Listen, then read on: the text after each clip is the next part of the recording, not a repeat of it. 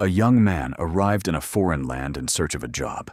His dreams were big, but the money in his pocket was very small.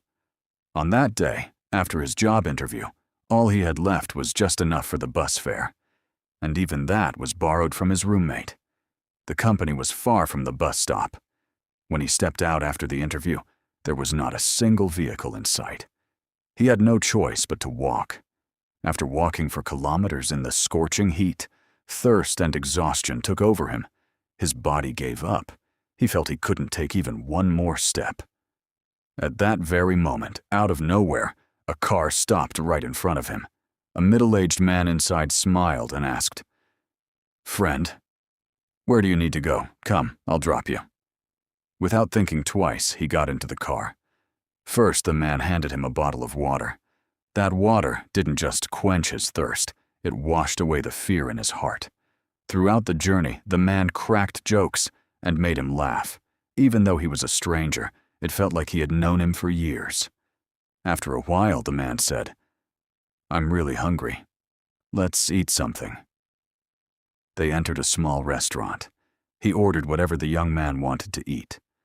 But for himself, he ordered only a cup of coffee. Surprised, the young man asked, "Sir, aren't you eating anything?" The man smiled and replied, "I'm a coffee person." He said nothing until the young man finished his meal. Then he dropped him safely at the bus stop. He didn't ask his name. He didn't ask where he was from. He expected nothing in return. He took only a "thank you" and drove away. Later, the young man thought deeply. Was the man really hungry? No, it was the young man who was hungry.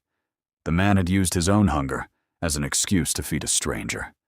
If it weren't for that meal, that water, and that journey that day, perhaps that young man would have collapsed on the roadside. Some people are like that.